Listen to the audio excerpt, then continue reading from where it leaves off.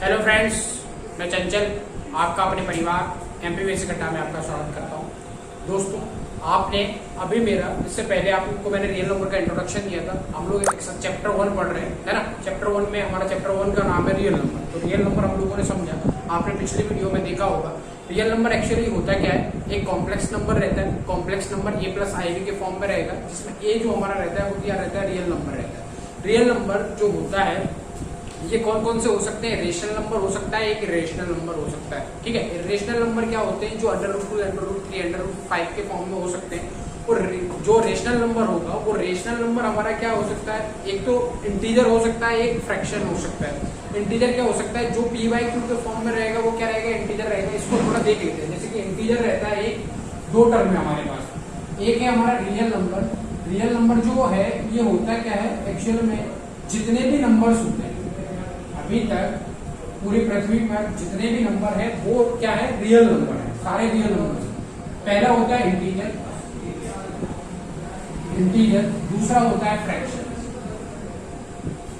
Integer क्या होता है, इंटीजर होता है जो है p/q के फॉर्म में होगा, p/q के फॉर्म में होगा। फ्रैक्शन भी p/q के फॉर्म में होगा। बट अब हम लोग कैसे आइडेंटिफाई करेंगे कि इंटीजर p/q के फॉर्म में भी है और फ्रैक्शन भी p/q के फॉर्म में है। बट इसे हम इंटीजर क्यों कहेंगे और इसे हम फ्रैक्शन क्यों कहेंगे? इसका रीजन ये है कि इंटीजर हम उसे कहेंगे जब q से हम लोग डिवाइड करेंगे तो completely divisible bye q, completely divisible bye q। और जो इसका रिजल्ट आएगा, result in the form of decimal, इसका रिजल्ट क्या आएगा, कंप्लीट रिजल्ट आएगा कह सकते हैं, या फिर not completely divisible bye q। तो इसको समझने के लिए दो मैंने आपको कल एग्जांपल भी बताया था। जैसे कि मान लो 3y 8y4 लिया मैंने, इसको डिवाइड किया तो कितना बचा, 2 बचा। मतलब ये मेरा क्या हो गया, इंटीजर हो गया। इसी तरह अगर मैं 10y2 लेता हूँ तो ये मेरा कंप्लीट नंबर आ रहा है ना, 5 कंप्लीट नंबर 2 आ रहा है, तो इसको मैं इंटीजर कह सकता हूँ। बट अगर ऐसा ही 10 डिवाइडेड बाय अगर मैं 3 करता, 10 डिवाइडेड बाय 3 करूंगा, 3.33 समथिंग कुछ आता चलेगा। तो जो डेसिमल में आ रहा है उसे क्या कह रहा हूँ, मैं फ्रैक्शन कह रहा हूँ। और जो कंप्लीट वैल्यू मुझे मिल रही है उसे मैं क्या कह रहा हूँ, इंटीजर कह रहा हूँ। ठीक है, ये हम लोग कल डिस्कस कर चुके हैं। अब आज हमें क्या करना है, कल हम लोगों ने सीखा यूक्लिड डिवीजन लेमा के बारे में। हम लोगों ने जाना कि यूक्लिड डिवीजन लेमा एक्चुअल में है क्या। यूक्लिड एक साइंटिस्ट का नाम है और डिवीजन करने का एक तरीका होता है, डिवाइड करने का एक तरीका होता है। और लेमा क्या होता है, कोई भी किसी तरह का एक स्टेटमेंट हो सकता है। ठीक है, तो अब देखिएगा आज मैं आपको थोड़ी और नंबर सिस्टम के बारे में थोड़ी और चीजें बता रहा हूँ, जिससे होगा क्या, आने वाले क्वेश्चंस में आपको समझने में आसानी होगी। तो देखो, मैंने बताया आपको कि नेचुरल नंबर कौन कौन से होते हैं।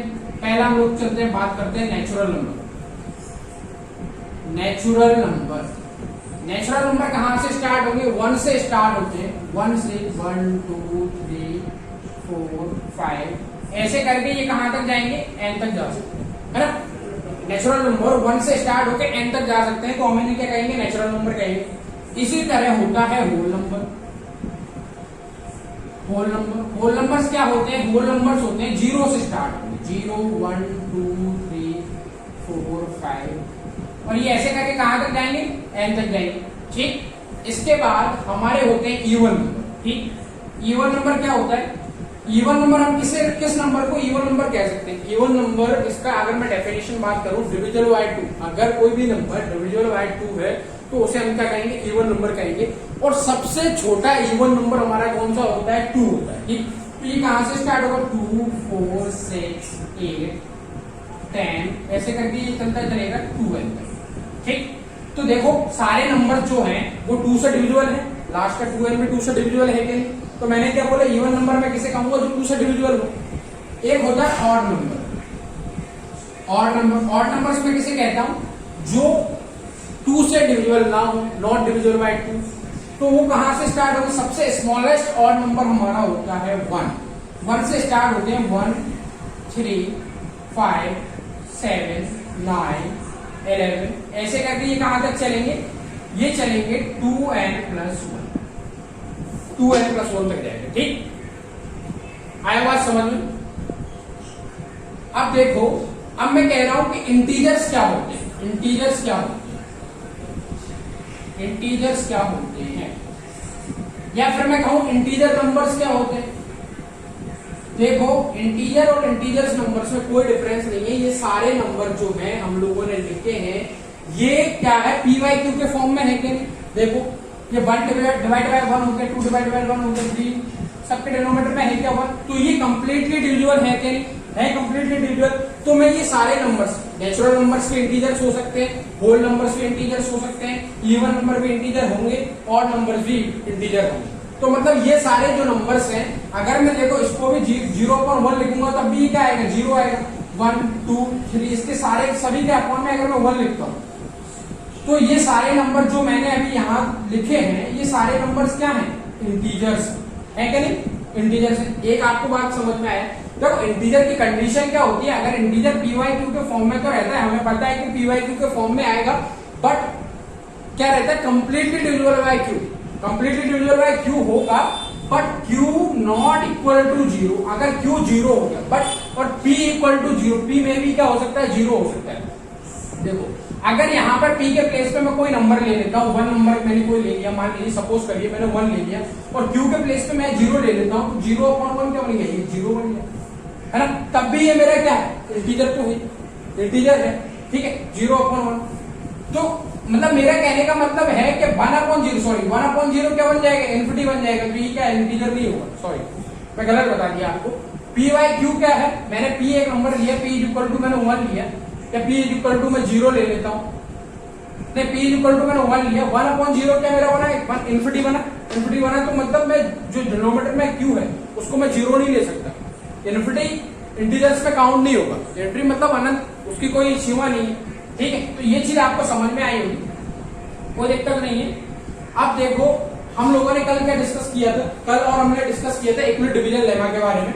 इक्विवेलेंट डिवीजन लेमा एक्चुअल में होता है क्या है, a plus B Q plus R के फॉर्म में कोई भी डिवीजन वाला फॉर्मूला होता है, उसको हम a प्लस, इसको मैं रख कर दूं, ये चीज समझ में आई आपको। सारे नंबर्स होते हैं जितने natural number, whole number, even number, odd number, सभी नंबर्स को मैं क्या कह सकता हूँ, सभी नंबर्स को मैं कह सकता हूँ ये क्या है, इंटीजर्स हैं। आई बात समझ में, बिल्कुल। तो सारे नंबर्स इंटीजर हैं। अब इक्विवेलेंट डिवीजन लेमा में मैंने आपको क्या बताया कि एक मैंने आपको डिवाइड का फॉर्मूला बताया है, क्या कि डिवाइजर किससे, डिविडेंड, डिविडेंड ये हमारा होता है क्वोशिएंट, और यहां पर हमारा क्या आता है, रिमाइंडर आता है इस तरह से। ये डिवाइड का आपने पहले भी पढ़ा है इसको, इस वाले पार्ट को मैं डिवाइजर बोलता हूँ, यहाँ जो लिखा रहता है उसको डिविडेंड बोलता हूँ, और इसका जो रिजल्ट आएगा जितने टाइम्स इसमें डिवाइड जाता है उसको मैं क्वोशिएंट बोलता हूँ, और जो रिमाइंडर बचता है मे बी 0 भी हो सकता है, 1 भी हो सकता है, कुछ भी हो सकता है। तो इसका मैंने आपको कल क्या बताया था, dividend is equal to divisor into quotient plus remainder,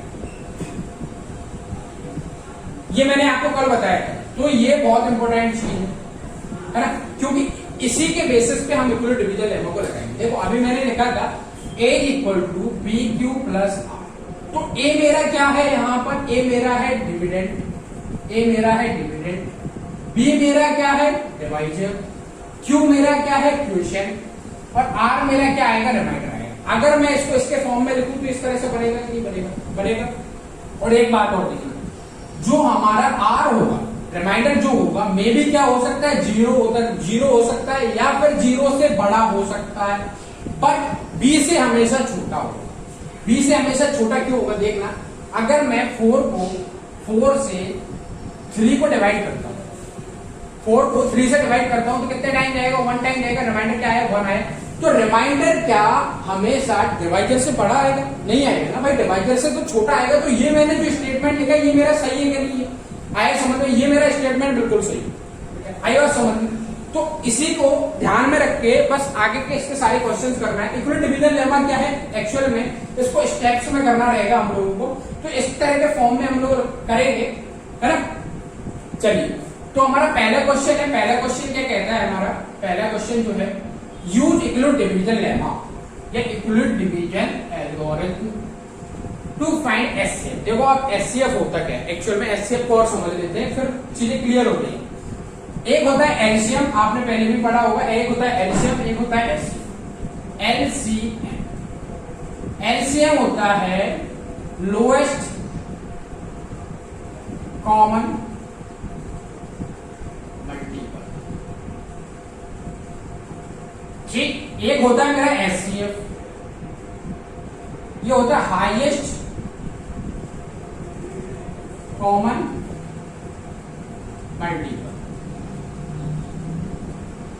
तो भैया मेरे को ये तो समझ में आएगा आगे कि एलसीएम का फुल फॉर्म ये हो गया, एचसीएफ का फुल फॉर्म ये हो गया। बट देखो अब एलसीएम होता है क्या, एचसीएफ क्या होता है। अगर दो नंबर्स में लेता हूं, सपोज कीजिए मैंने दो नंबर्स दिए 40 और 35। अब मुझे इनका एलसीएम निकालना होगा।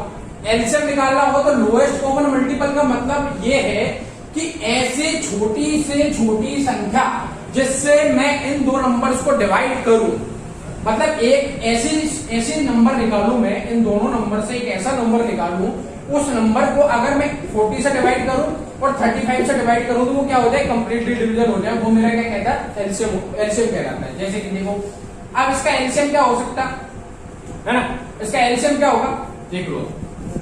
इसका एलसीएम अगर हम लोग निकालेंगे तो एलसीएम इसका हो जाएगा 5 into 8, 5 into 8। ठीक, ये कितना हो गया, 40 हो गया। 5 into, अब ये मेरे को 35 बनाना, 5 तो है ऑलरेडी, इसके पास 5 into 8 है, ये 5 into 7। तो 5 into 8 into 7 कर दूं तो 40, 7 चौके 28, इसका एलसीएम आ जाएगा 200। ठीक, अब इसको हम लोग बचपन में कैसे सीखा हम लोगों ने वो मैं बता देता हूँ। ये थोड़ी चीज हाई लेवल की होगी, उसको ट्रेनिंग दीजिए आप। हम अपने बचपन वाले मेथड से देख लेते हैं। तो 40 का अगर मैं एलसीएम निकाल रहा हूँ, 2 से डिवाइड करता हूँ, फिर 20 आता है, फिर 2 से इसको डिवाइड किया तो कितना आया, 10 आया, फिर 2 से इसको डिवाइड किया तो 5 आया, और ये क्या आ गया, 5। इसी तरह अगर मैं 35 को करता हूँ, फिर मैंने इसको 5 से किया 7 जन, और 7 को किया 1 से। ठीक, अब इन सारे नंबर्स का क्या कर दूं, मल्टीप्लाई कर दूं, सॉरी इसको एक साथ ही किया जाता है, इस तरह से करते हैं हम लोग ना। तो ये क्या आ जाएगा, 35 आ जाएगा, ये भी 35 आ जाएगा, और ये आ जाएगा, ये भी 35 आ जाएगा, और ये आ जाएगा आपको 1, और ये आ जाएगा 7, 7, 1। ठीक, तो इनको क्या कर दो, मल्टीप्लाई कर दो, 2 into 2 into 2 into 5 into 7।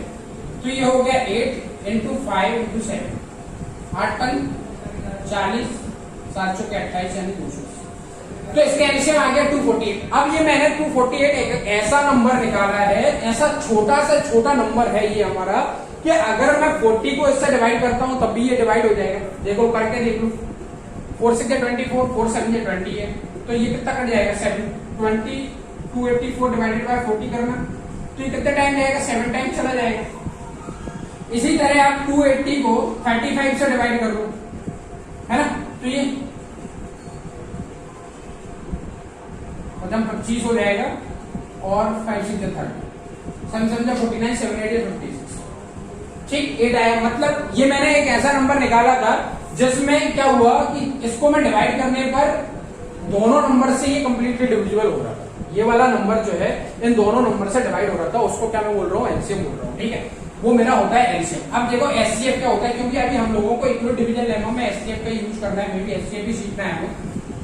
तो छोटे नंबर्स की बात की जाए, इसका एचसीएफ क्या होगा, इसका एचसीएफ होता है सिंपल वाला तरीका जो हमारा बचपन वाला फॉर्मूला, बचपन वाला देखो इसका एचसीएफ होगा 5 होगा इसका एचसीएफ। कैसे, अब देखना 40 को हम लोगों ने किया था, क्या किया था, ये आ जाएगा 20, फिर हम लोगों ने किया था, मैंने रफ कर दिया इसको, 35 को कर रहे थे आप, इन दोनों में कॉमन क्या आ रहा, 5 आ रहा, तो इसका एचसीएफ क्या हो गया, 5। बट अब हमें इक्वल डिवीजन लेमा से इसको कैसे निकालना है। अब देखना, जो मैंने 40 और 35 का एचसीएफ निकाला था, एचसीएफ एक्चुअल में होता क्या है, एक ऐसा नंबर वो इन दोनों डिजिट्स, दोनों वैल्यूज को कंप्लीटली डिविजिबल हो रहा हो। एलसीएम क्या होता है, एक ऐसा नंबर, इन दोनों का एक ऐसा नंबर निकालो आप, ऐसा लोएस्ट मल्टीपल निकालो जो इन दो नंबर से कंप्लीटली डिविजिबल हो रहा हो। एक ऐसा एचसीएफ, एचसीएफ क्या होता है, एक ऐसा छोटा से छोटा नंबर, हाईएस्ट कॉमन मल्टीपल, मतलब बड़ा ऐसा एक ऐसा बड़ा नंबर निकालिए आप कि इन दोनों जो डिजिट्स है, इन दोनों वैल्यूज को कंप्लीटली डिविजिबल करता हो, वो हमारा क्या कहलाता है, एचसीएफ कहलाता है। ठीक, अब इक्वल डिवीजन लेमा से इसको किस तरीके से करेंगे, देखो अभी जो 40 है, 40 क्या है 35 से बड़ा है कि नहीं है। तो देखो अब इसको हम लोग इसी क्वेश्चन में अप्लाई करके देख लें या इसमें करके देखें, चलो इसमें करके देख लेते, कोई दिक्कत नहीं। 35 को आप डिवाइड करो 40 से, जो छोटी संख्या है इन दो का एचसीएफ निकालना है मुझे, उन दोनों में से छोटा जो वैल्यू है, छोटा जो नंबर है उससे बड़े नंबर को मैं डिवाइड कर रहा हूँ। तो इससे मैंने इसको डिवाइड किया, कितना टाइम जाएगा, 1 टाइम चला जाएगा, ये मेरा बचा 35, रिमाइंडर कितना आ जाएगा 5। अब देखना ये मेरा रिमाइंडर 5 बचा। अब इसी रिमाइंडर से इसके जो डिवाइडर, इस डिवाइडर को डिवाइड करो, मतलब 35 यहाँ लिख लो, 35 को डिवाइड कर दो किसके, इसके जो रिमाइंडर से, ठीक। तो 5 7 से 35, तो मतलब अब ये रिमाइंडर क्या आ गया, 0 0 आ गया, 0 0 रिमाइंडर आ गया, तो मतलब मेरा एचसीएफ क्या होगा, ये हमें एक्चुअल इक्वल डिवीजन लेमा में करना है, ठीक। चलो अब हम लोग क्वेश्चन की तरफ चलते हैं, हमें किस तरह से क्वेश्चन करना होगा। देखो हमारा जो पहला क्वेश्चन है, पहला क्वेश्चन क्या है, equal division lemma find HCF of 35। Solution,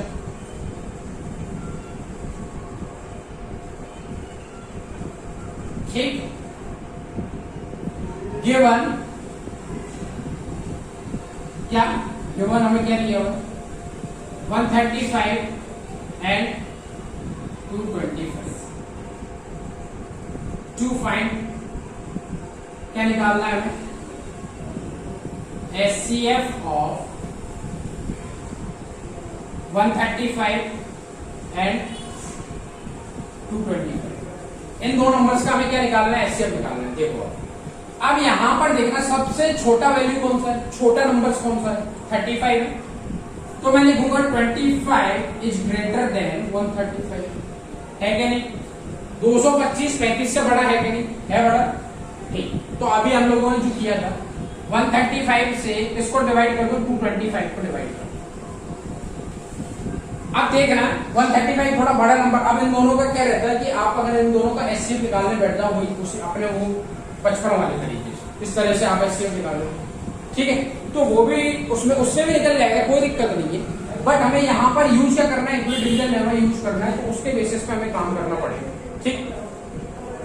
तो 35 है, इसको डिवाइड करेंगे, कितने टाइम जाएगा, 1 टाइम जाएगा। अगर मैं इसको 2 टाइम अगर डिवाइड करके देख लेता हूँ पहले माइंड में, 100 का 2 में गुणा करूंगा, कितना बनेगा 200, और 35 दूनी 70, यानी 270 बनेगा, 225 से बड़ा बनेगा, तो 1 टाइम जाएगा, ये 135 आएगा मेरा। अब इसको मैं माइनस कर लेता हूँ, तो ये मेरा क्या आ गया, 0 आ गया, और ये क्या बन गया 21 में से मैं 35 13 को घटा दूं, 21 7, और ये मेरा कितना बन जाएगा, सॉरी ये 5 से 5 चला गया, 5 से 5 चला गया, तो क्या बचेगा 0 बचा। अब 22 में से मैं 13 को माइनस करूँ तो कितना बचेगा मेरा, 22 में से मैं जब 13 को माइनस करूंगा तो मेरा बचेगा 90, है ना। अब देखो मेरा रिमाइंडर क्या आया, 90 आया। अब फिर से 90 से इस 35 को डिवाइड कर दो। अब देखना, अब 90 बड़ा नंबर दिख रहा है, कोई दिक्कत नहीं, 9 का टेबल आपको आता है, 9 दूनी 18 यानी 180 आएगा, तो ये बड़ा आएगा, तो 1 टाइम ही इसका डिवाइड जाएगा, इसमें क्वेश्चन क्या आएगा 1 आएगा। अब इसका रिमाइंडर कितना बचेगा, इसका रिमाइंडर बचेगा देखो 45 बचेगा। जब 135 में से आप 90 को माइनस करोगे तो क्या बचेगा, 45 बचेगा, ठीक। अब ये इसका रिमाइंडर क्या है, 35 और 45 है। इस 45 को अभी देखना, यहाँ पर एक चीज देखने लायक मिल रही होगी आपको, क्या देखने को लायक मिल रहा होगा, मैंने आपको पहले क्या लिखा था, 0 इज ग्रेटर देन और equal to R is equal to B, इस तरह से मैंने कोई टर्म लिखा था, A is equal to B Q plus R. अब देखना जो बी था, जो हमारा क्या था, बी हमारा जो डिवाइजर से हमेशा जो रिमाइंडर आ रहा है वो छोटा आ रहा है कि नहीं आ रहा, और 0 से बड़ा भी आ सकता है और इक्वल भी आ सकता है। तो ये हमारी कंडीशन फुलफिल हो रही है कि नहीं, हर स्टेप्स में ये सारी कंडीशंस फुलफिल हो रही है। मतलब जो मैंने लिखा था, ये मेरा डिवाइजर डिविडेंड है, ये मेरा क्या है, क्वोशिएंट प्लस रिमाइंडर, ये मेरा डिविडेंड है, ये मेरा क्या है, डिवाइजर, ये मेरा क्वोशिएंट प्लस रिमाइंडर। तो देखना मैं जब रिमाइंडर को देख रहा हूं, रिमाइंडर मेरा 0 और बी जो हमारा क्या रहेगा, जो हमारा डिवाइजर है, डिवाइजर से हमेशा रिमाइंडर छोटा होगा और 0 के इक्वल या बराबर हो सकता है, 0 के इक्वल या बराबर हो सकता है। तो कहां देख रहा है, देखो भैया अभी देख लो इस स्टेप पे, इससे छोटा आ रहा है, अभी देखना, अब यहां देख लो, ये 90 से 45 छोटा है कि इसका रिमाइंडर, अब इसका डिवाइड करके देख रहा हूँ 45 90 से छोटा आ रहा, 90 से छोटा आ रहा, 135 से जिसका रिमाइंडर आया था जब इसको सॉल्व किया था मैंने, इसको छुपा इसको इसका सॉल्व किया था तो इसका रिमाइंडर क्या आया था 90 आया था, वो 35 से छोटा था और 0 से बड़ा भी था, तो ये कंडीशन को फुलफिल कर रहा था। इसी तरह देख रहा हूँ ये 90 है, 90 और ये मेरा 45 रिमाइंडर आया, 45 90 से क्या है छोटा है और मे भी 0 से बड़ा है। अब 0 के इक्वल भी हो सकता है, वो कंडीशन और देख लेना। अब देखना 45 को मैं 90 को दोबारा डिवाइड करूं 45 से, तो कितना टाइम जाएगा, 45 दूनी 90, तो ये क्या आ गया 0 आ गया। अब देखना रिमाइंडर जो मेरा आया वो क्या आया 0 आया और 45 से छोटा आया, 45 से छोटा आया, तभी तो मैं कह रहा था कि वो 0 के इक्वल हो सकता है। और क्या हो सकता है, जो b है, b क्या है मेरा डिवाइजर, डिवाइजर से हमेशा छोटा होगा। तो ये कंडीशन आपको समझ में आई। अब देखो इक्वल डिवीजन लेमा में आप इसको किस तरीके से लिखोगे। अब एक चीज को देखना, मैंने यहाँ पर जो भी किया है उसको मैं स्टेप्स में दे देता हूँ, स्टेप दे देता हूँ, तो उसके उस तरीके से हम लोग, अगर मान लो ये क्वेश्चन आपको पेपर में पूछा जाता है तो आपको किस तरीके से लिखना होगा। ये मेरा हो गया स्टेप 1, ठीक, यहां तक मेरा स्टेप 1, फिर मेरा ये हो गया स्टेप 2, ठीक है, और ये मेरा हो गया स्टेप, सॉरी ये स्टेप 1 हो गया मेरा, ये स्टेप 2 हो गया और ये स्टेप 3, ये 3 स्टेप्स में। अब देखो क्या by using equal division lemma, by using equal division lemma या एल्गोरिथम कुछ भी लिख लीजिए लेमा। देखो स्टेप 1 क्या होगा, मेरा पहला स्टेप, मेरा पहला स्टेप क्या होगा, पहला स्टेप होगा। अब यहां पर 225 वही चीज मैंने आपको बताया था, dividend is equal to divisor into quotient plus remainder. तो डिविडेंड क्या है मेरा, जो जिसमें मैं डिवाइड कर रहा हूं, डिवाइजर जिससे मैं डिवाइड कर रहा हूं, डिविडेंड जिसमें मैं डिवाइड करूंगा किसी नंबर से, तो डिवाइजर क्या होगा जिससे मैं उस नंबर में डिवाइड कर रहा हूं। रिमाइंडर कितने टाइम गया होगा, क्वेश्चन क्या है कितने टाइम गया, रिमाइंडर क्या है जो उनको सॉल्व करने पर जो रिमाइंडर मुझे शेषफल जो बच रहा है। तो इस तरह के फॉर्म में मेरे को लिखना होगा यहाँ इक्वल डिवीजन लेना। अब देखो डिविडेंड क्या है मेरा 225 इज इक्वल टू डिवाइजर क्या है मेरा 135 इनटू क्वेश्चन क्या है मेरा 1 प्लस रिमाइंडर क्या है मेरा 9। नहीं आया समझ में?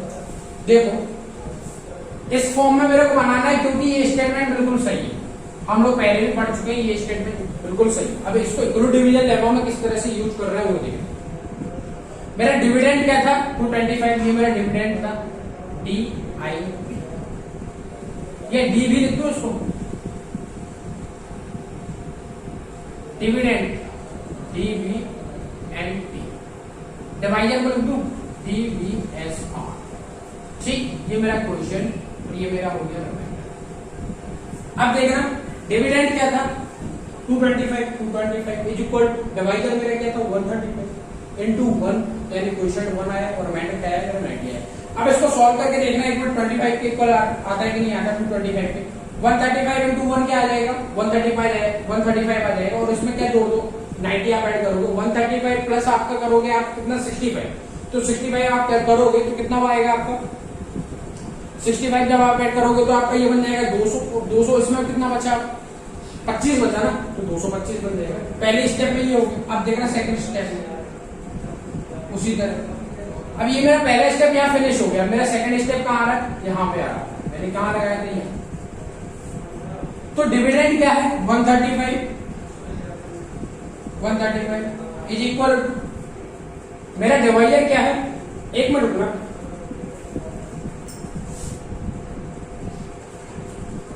डिविडेंड क्या है मेरा 135 इज इक्वल टू डिवाइजर क्या है मेरा, डिवाइजर 90, डिवाइजर क्या है 90 इनटू क्वेश्चन मेरा क्या है 1 प्लस रिमाइंडर क्या है मेरा रिमाइंडर आया मेरा 45 आया। अब देखो 135 को मैं किस तरह से एक्सप्रेस कर सकता हूँ, 90 इंटू 1 प्लस 45, 90 प्लस इंटू 1 कितना बन जाएगा, 90 बन जाएगा, प्लस 45 135 बन जाएगा। आया समझ में? तो इस तरह से लिखेंगे। अब मेरा थर्ड स्टेप क्या होगा, इसको रफ कर रहा हूं। मेरा जो थर्ड स्टेप होगा, स्टेप थर्ड, ये मे भी कई सारी स्टेप्स हो सकती है, उससे कोई दिक्कत नहीं, उससे कोई फर्क नहीं पड़ेगा। थर्ड स्टेप में क्या होगा मेरा, अब जो मेरा 90 dividend is equal to, divided क्या है मेरा 45 इंटू क्वोशिएंट मेरा क्या है 2 प्लस रिमाइंडर क्या है 2। अब इसको करो। अब देखना लास्ट स्टेप में जब जहां पर रिमाइंडर 0 आ जाता है वही इक्वल डिवीजन लेमा करता है, ये भी इक्वल डिवीजन लेमा से ही किया जाता है एक्चुअली, बट उसको इस तरह से एक्सप्रेस करना पड़ता है। तो देखो जब रिमाइंडर 0 आ जाएगा, रिमाइंडर जब 0 आएगा तो उस टाइम पे जो हमारा क्या होगा, जो हमारा डिवाइजर होगा वो डिवाइजर क्या कहलाएगा, एचसीएफ कहलाएगा। तो मैंने क्या बोला अभी, जब रिमाइंडर 0 आ जाए, जब रिमाइंडर 0 आ जाएगा, कितनी भी सारी स्टेप्स में कर सकते हो, 10 20 कितनी भी स्टेप्स बन रही हो, कोई दिक्कत नहीं, 2 5 कोई भी स्टेप बन रही हो, जब हमारा जहां रिमाइंडर 0 आ जाएगा उस टाइम पे मेरा जो डिवाइजर होगा, ये मेरा डिवाइजर था, तो ये क्या कहलाएगा, उन दो नंबर्स का एचसीएफ कहलाएगा। तो मैं क्या लिख सकता हूं, मैं लिख सकता हूं एचसीएफ ऑफ 135 एंड 225 इज। अब देखना इस 45 से इस 135 में भी मैं डिवाइड कर सकता हूं और इस 45 से मैं 225 में भी डिवाइड कर सकता हूं। तो इसलिए ये नंबर जो हुआ मेरा, ये नंबर मेरा क्या हुआ, ये नंबर मेरा इन दो नंबर्स का एचसीएफ हुआ, है ना, इन दो नंबर्स का क्या हुआ, एचसीएफ। आया बात समझ? चाहो तो आप करके देख लो, इसमें 45 का इसमें डिवाइड करोगे आप, 45 दूनी 90 और 3 बार चला जाएगा, और इसका करोगे 45 दूनी 90 9 दूनी 18, 45 दूनी 90 4 5 बार में ये चला जाएगा। ठीक, तो ये होता है इसका इक्वल डिवीजन लेमा से कर देगा इसका 3। अब हम लोग देख लेते हैं और आगे जो नेक्स्ट क्वेश्चन है हमारा उसको भी देख लेते हैं फटाफट।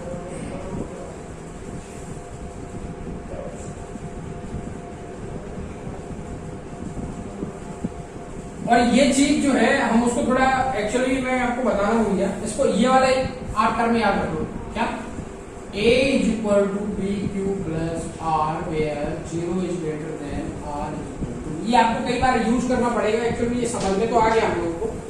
तो देखो हमारा सेकंड क्वेश्चन क्या है, सेकंड में हम लोग देख लेते हैं सेकंड को किस तरह से करेंगे। अब देखना 196 एंड 38220 को मेरे को क्या निकालना है, एचसीएफ निकालना। तो हम लोग अभी सीख चुके हैं कैसे।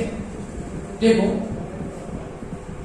ये बार हमें क्या दिया हुआ है, given two numbers 196 and 38220। To find, हमें फाइंड क्या करना है, to find HCF of 196 and 38220।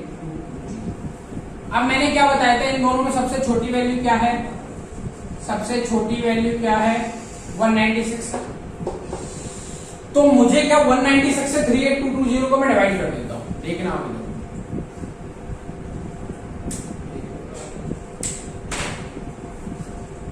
196 एक खत्म हो गया, 1 मिनट में एक डाल देता हूं।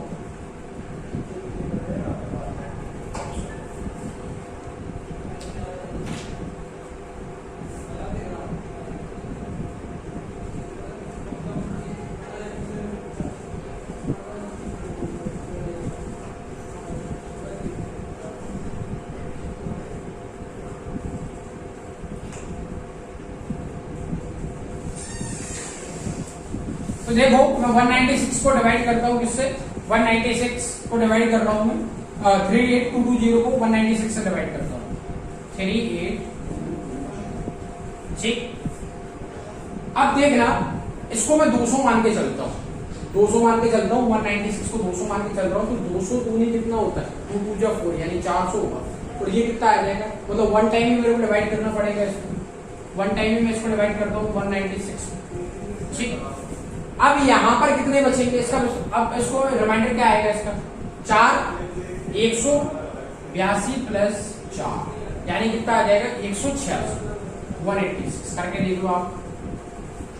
अब मैंने इसको ऐसा क्यों किया, मैं इसको 200 मान के चल रहा हूँ, 200 में से मैं 382 को माइनस करूंगा तो कितना आ जाएगा 182 आ जाएगा, और 182 में मैं क्या जोड़ दूँ, 182 में मैं 4 और जोड़ दूँ क्योंकि मैंने इसको 200 माना था। अब इसको करके देख लेते हैं।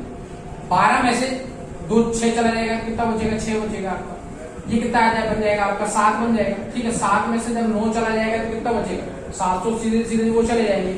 7 में से जब 9 जाएगा तो अब क्या बचेगा आपका 8 बचेगा, 8 बच गया, और ये कितना बच गया 2 में से एक चला जाएगा। अब ये 196 से क्या आ रहा है कम आ रहा है।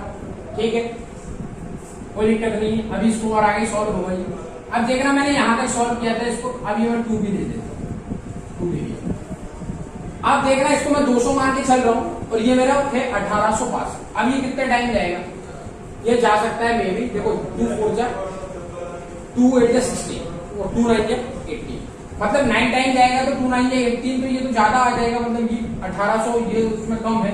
तो मैं 196 इंटू 7 करके देखता हूँ, 196 इंटू 7 करता हूँ तो 7 6 जा 42, 7 6 जा 42, 2 आंसर है 4, और 7 9 जा 63 और प्लस 4, 63 प्लस 4 कितना हो जाएगा 67 की 7 आंसर है 6, 7 1 जा 7, 7 और 6 का कितना हो जाएगा 30, नहीं सॉरी ये नहीं, 8 टाइम्स करना, 8 टाइम्स करना पड़ेगा।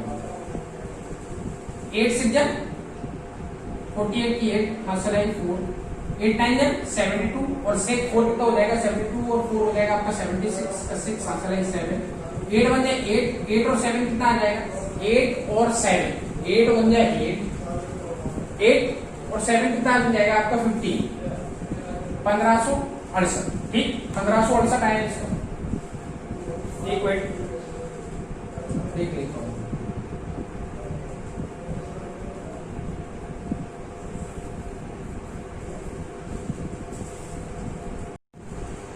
तो ये देखना, अब इसका मैं कितना टाइम डिवाइड करूंगा, ये जाएगा 9 टाइम्स। ठीक, 9 टाइम्स कितना आ जाएगा इसका 196 इंटू 9 कर लो आप, क्या आ जाएगा 6 9 जा 54 का 4 आंसर है 5, 9 9 जा 81, 81 और 5 86 का 6 आंसर है ये 9 1 9, 9 और 8 17। ठीक, तो 1764 इसको इससे माइनस कर, तो 12 में 4 जाएगा तो 8 बचा मेरा, 15 में से मेरा 6 जाएगा 9 बचेगा, और ये मेरा 17 में से 17 चला के 0 बचेगा। ठीक, कोई नहीं बचेगा। अब ये मेरा 0 है, इसको मैं यहाँ उतार लेता हूँ। अब 196 को 980 में कितना टाइम डिवाइड जाएगा इसका, तो देख रहा है इसको मैं 200 मान के चल रहा हूँ, 200 का मैं डिवाइड करता हूँ, मतलब 2 का टाइम अगर मैं 4 टाइम करता हूँ तो 800 आएगा, और 9 टाइम्स करूंगा, सॉरी 5 टाइम्स करूंगा तो कितना आ जाएगा 1000 बन जाएगा। तो मैं 196 इंटू 5 करके देख लेता हूँ, 1 मिनट तब बन रहा 5 6 30 के 0 आंसर है 3, 5 45, 3 48 का 8 आंसर है 4, 5 1 5 4 980 बन रहा मेरा ये। ठीक, 980 बन रहा, कोई दिक्कत नहीं। 196 कितना टाइम गया, ये 5 टाइम गया, ये आ गया मेरा 980। रिमाइंडर यही मेरा 0 आ गया, यही मेरा 0 आ गया। तो इसका एचसीएफ क्या हुआ, इसका एचसीएफ हुआ 196, क्या हुआ 196 इसका एचसीएफ। तो अब इसको लिखना कैसे होगा, देखो अब डिवीजन लेमा में हमारा एक ही स्टेप में आंसर आ गया, एक ही स्टेप में आंसर आ गया, स्टेप एक ही में आंसर आ गया। मैं लिख दूं 38220 is equal to 196 into 195 plus 1 क्या आपका। अब ये डिवाइजर जो आया था, ये डिवाइजर इसका क्या हुआ, ये डिवाइजर इसका हुआ एचसीएफ। तो एचसीएफ ऑफ 196 एंड 38220 H 196। ठीक है, इस तरह से हम लोगों को क्वेश्चन करने कोई दिक्कत नहीं। चलिए नेक्स्ट क्वेश्चन की तरफ चलते हैं। तो देखो ये वाला थर्ड क्वेश्चन और देखो, अब इन दोनों में सबसे छोटा डिजिट कौन सा है, 867 ग्रेटर देन क्या है 255 सॉरी। ठीक, तो बाय इक्वल डिवीजन है मां,